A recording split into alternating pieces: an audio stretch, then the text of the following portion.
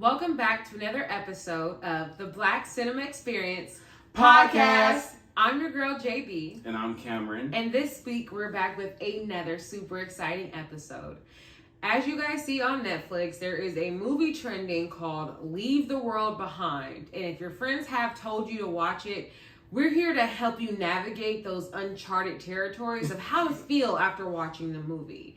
Spoiler alert.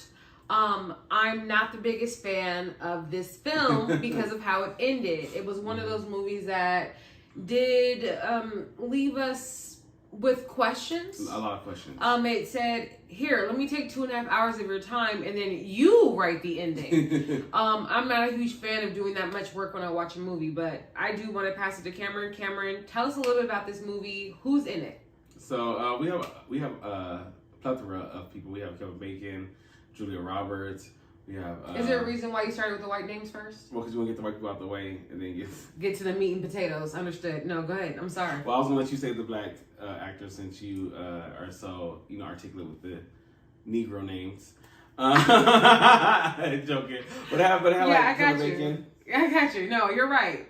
It also had Mahershala Ali and mahershala, which is still kind of a new actress, but she is in industry. So we do have in Black Mirror, new episode. Yeah, right. Exactly. Oh, yeah, that's right. That is her. So we had a pretty nice, as far as stars are concerned, a really well seasoned cast. Ethan Bacon. Who else was it? Kevin Bacon. Yeah. Ethan Hawke. Yeah, I'm not great with white people's names. Julia Roberts, Mahershala Ali, and then Mahershala Harold. This film,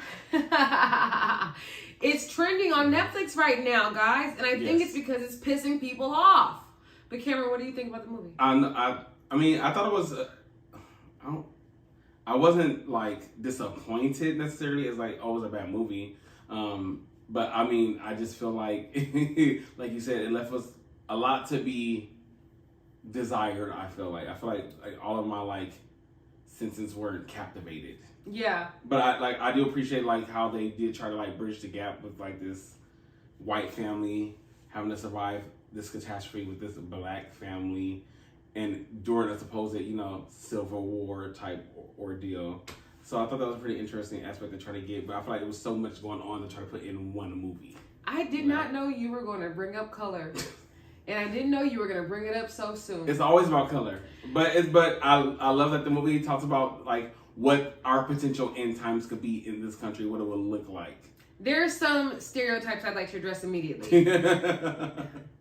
We have Mahershala, which is this black guy who is overly docile and overly accommodating to white people's needs, because let's just be real.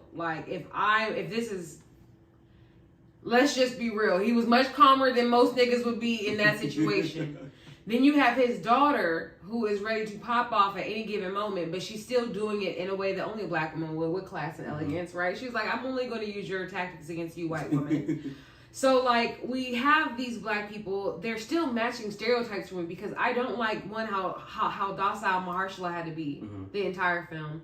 And I don't like the fact that the only one defending the black people was his daughter. That's who's stepping in, and that's who's saying things. That's who's making her presence known. I didn't enjoy those things about those stereotypes. And of course, Julia Roberts being afraid of the black people, or having to question the black people, and instead of black people being like, this is who I am, this is what it is, they're still accommodating to white people. Exactly. And I don't like to see us be so accommodating to white people in films.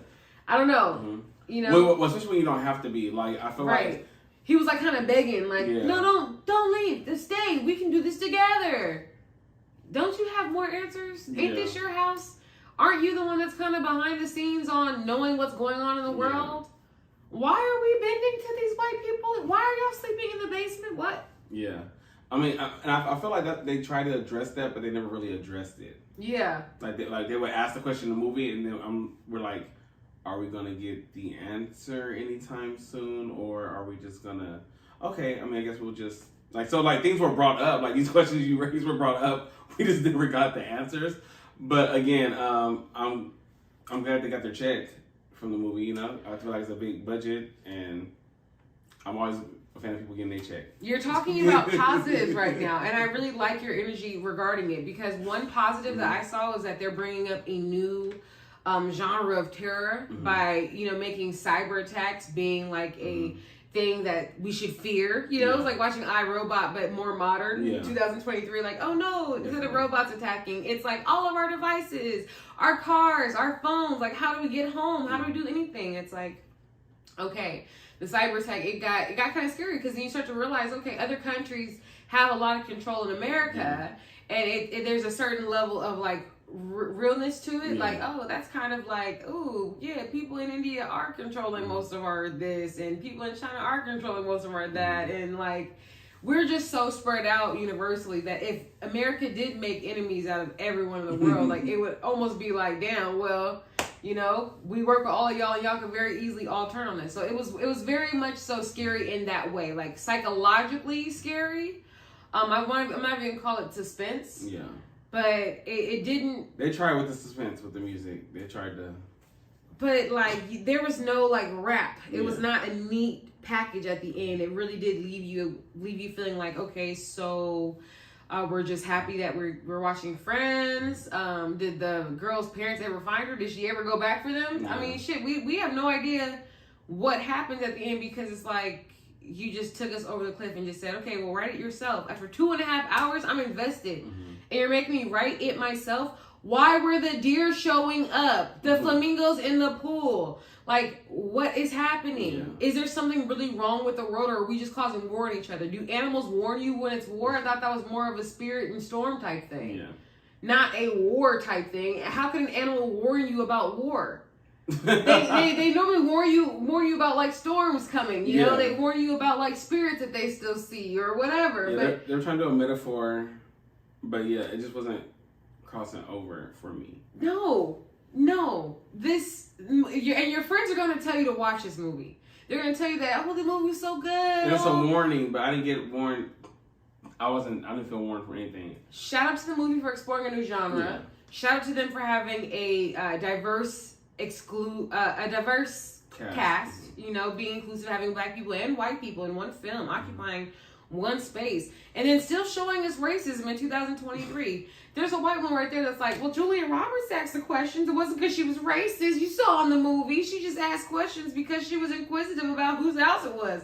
Like, there's white women that are looking at that and not think that there was any racism or bias in that at all. Yeah, I definitely wanted to bring her up. Well, I just wanted to bring up the character because I felt like we had discussed it. Like, it didn't seem. I mean, first of all, you said she was acting a little bit too well. I mean, Julia Roberts is a great actress, but you said it was like, you know, it just seems too familiar. Yeah, it seems too familiar. I feel like we all had that experience with, you know, a certain type of woman that acts that way. But I did have problems like with the way that they were responding about coming to their home and then letting them know, like, you know, unfortunately this is something that's going on. Like, we don't know what's going on, so we came here because it's out of the city and blah, blah, blah, blah. But they seemed too calm, and then like you said, too accommodating for the white family. Yeah, they were very accommodating, but also Mahershala missed the mark of actually correctly explaining who he was at the door. Yeah. It's like he had all these opportunities to speak and be apparently he is a very successful, well-spoken family man who handles business transactions for really big people. But when it comes down to introducing yourself to the people who are Airbnb in your house, you don't know how to say the sentence. Yeah. You don't know how to say, hi, I'm George. We corresponded through Airbnb. I own this property. There's a storm happening and I actually need to be here for shelter. Yeah. You know, like he just couldn't communicate that. So then Julia Roberts had all these, I'm so skeptical type questions. But like for me, I just wasn't connecting with the fact that Mahershala was really this successful person and also this limited with his speaking ability. Yeah. I feel like a lot of the characters tried to give us a range of emotions. And it just didn't make sense for what was happening in the film. I will say I do think that this could be not necessarily a black film, but a film that is involved like talks about race. Yeah. Or like kind of critiques it, because I mean, at the end of the day, the black family and the white family do work together. Yeah, but so only it after we shows- over sexualize our young black daughter. Yeah, but I mean, there were like a lot of inappropriate relationships and stuff like throughout the movie. 100%. Between. But the stereotype, I mean, Yeah. with the black women being over sexualized, like they're Yeah. just keeping it alive. Like, we got a black girl in here, we got to make her sexually attractive, Yeah. so we're gonna give her this mean girl attitude and put her in a bikini. Yeah. And we're gonna make sure he videotapes her, and we're gonna make sure she has an opportunity to ask the dad if he would fuck her. We're gonna just really like mature her up, and then ask these questions and make the audience have a thought about her. Mm-hmm. Like it's just like we don't need to see over sexualized black women. Y'all don't need to do that. We get enough of that already. Yeah. We get what is this? A movie version of a rap song? No, but I mean, like I feel like the characters were somewhat stereotypical in some aspects, Mm-hmm. but like even then, like when the black man finally stood up for himself, he was all super aggressive, not for his daughter, not for like I don't know, it was for the white man's son. And I was like, now you're setting up being like protective and wanting to do things. Cameron, you just made me And feel I like a was like- slave master. And I was like- Please, you gotta help. I promise, ma'am, Mrs. Yeah. the mistress, the head of the house. I promised her that I would take care of her boy. So, yeah. Why are you out here begging? Your alarm about to go off. Your daughter at the house waiting. You You need left, to fucking exactly. go. Why would you leave her for this Yeah. boy? Why would you leave her at all? I'd be sitting there, oh, you know what, Clay, you a white dude, he a white dude. Go ahead down there Yeah. and let him know that I'm your friend and see if he can give you some medicine Yeah. and plead with him because he got something. Yeah. Why are you going out the way? Why would you even leave your daughter's side? Mhm. She just told you she was uncomfortable. Like, She said it's not gonna go well. She was, yeah. this whole movie, one thing I thought was a theme in this movie is that women were expressing their discomfort with situations, and the men in their life completely were ignored, overridden. disregarding their feelings. I'm like, I don't, and maybe we could have did a little bit more research to find out who made this film, who wrote this film, because why was it so important that the women were emotionally disregarded in this film? And then when they were with each other, they were so guarded with each other that they couldn't even have decent conversations. It was like Julia Roberts was like, well, she's going to, attack me or verbally, whatever. Yeah. And I don't like what she's saying. And the black girl was like, this white woman is entitled and she's in her home, which, right, true, fact.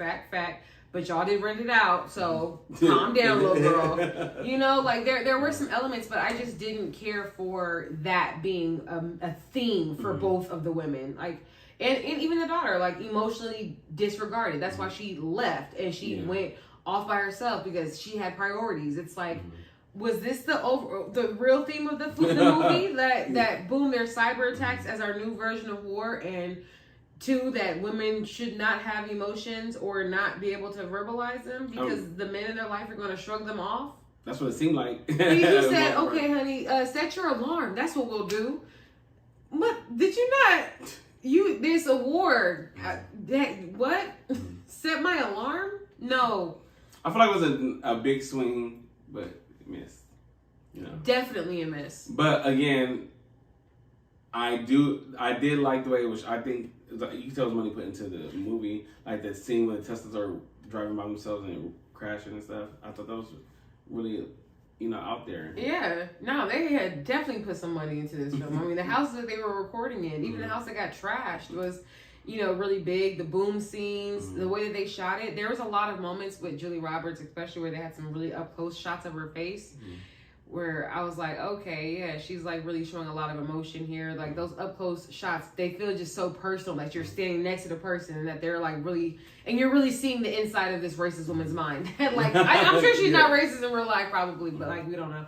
But like in the movie though, like we're so close to her that it's like, yeah, we're having an intimate moment with this white woman and she's angry for no reason and she's like, controlling and. In other people's business. She's giving younger caring, but still, professional caring. Exactly. She's done this for more than 10 years. She's a seasoned caring. She's just not as old as they can be. But yeah, I like the way that it was shot. I thought it was done well. They did a lot of weird above the head scenes. Yeah, like going around. I love those because again, you're just adding so much texture to the film with this type of graphic. Yeah. Before we go, I do want to talk about the music because I thought it was a really weird dynamic. Like they played what's next? Too Close. They were playing Black Street. They were playing like all these like black songs, but then using like some orchestral.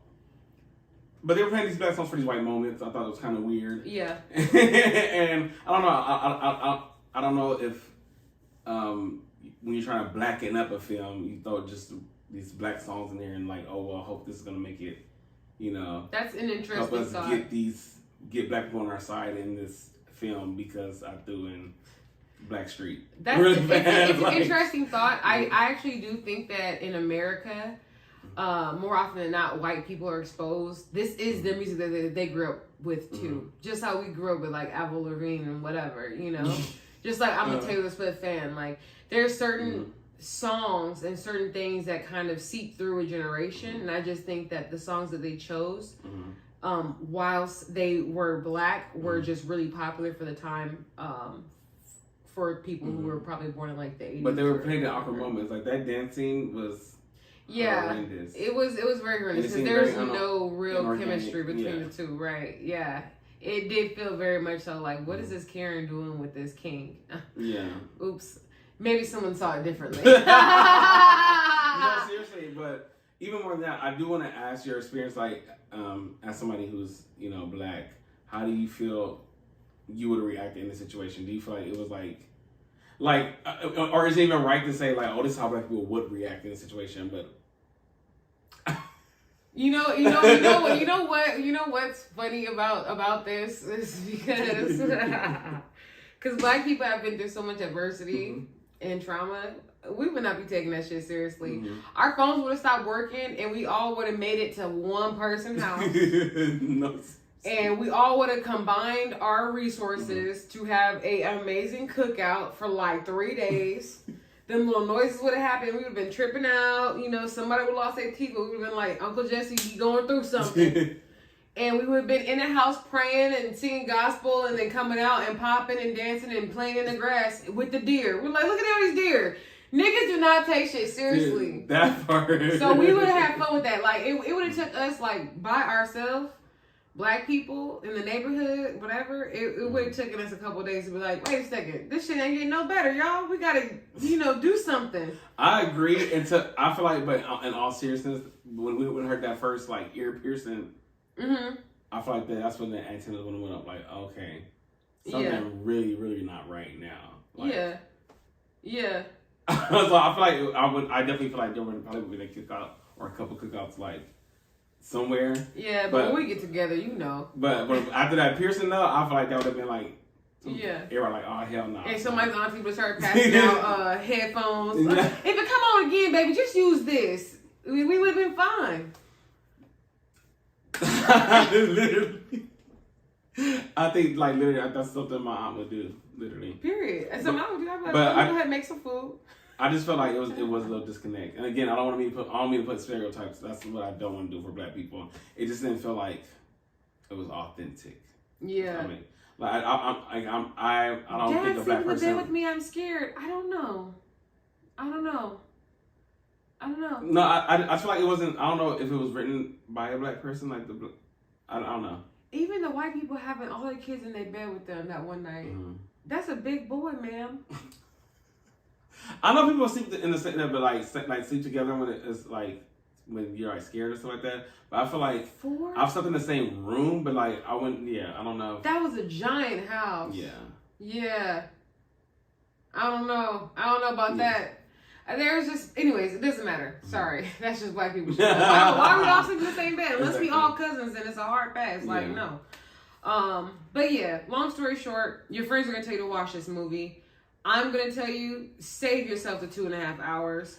Outside of it having an amazing cast and being shot really well, the storyline definitely failed because they leave you off a cliffhanger. They give you some fun friend tidbits and you're like, oh, great, this show has it connected, like, like it did loop back to the whole thing for the little girl, but in the grand scheme of it all, like, I'm trying to think, is there some deeper meaning of friends, like, them all come together, being friends? I really didn't get the correlation. But I would love if somebody saw it and that you could tell me the correlation, because, again, I would love to understand like what this movie was about. I feel like it was just a little bit all over the place. I didn't. If you saw this movie and you were like, that Friends reference means XYZ regarding cyber attacks regarding this movie. Put it in the... Yeah, let us know. Help us with that little space that's missing. You know? Because it's definitely, it was wasted on me. I just like the fact that they tied it in. But like when the black girl did say it seems like misplaced nostalgia, I was like, yeah, girl, for sure. Because why would you like Friends, child? And you're 12. This show was done before you was born. Like, what? It's not even... Okay. Anyways, watch it. Tell us your thoughts and feelings. Like, leave some comments for us on this one if you guys want to talk about if this was, like, good or bad, or if you want to even elaborate further on how you felt about this movie. But we really don't know where to stand on this. Exactly. Besides, for me, I stand on the no, don't watch. Do you feel? I say watch it because I just want black people, because I feel like if we don't watch the movies, then that discourages them from putting more black people in movies, and I just want them to get their check at the end of the day. So I say watch it just so that they get support. But I don't say you have to like it. You watch it, but you don't gotta like it. Yeah, it's a good way to spend 2.5 hours if you want to just be visually stimulated. But if you don't need a storyline, you're not gonna feel good at the end of this. But I'll leave it there. Thank you guys for watching another episode of the Black Cinema Experience podcast. We'll see you guys next week. Bye. Bye.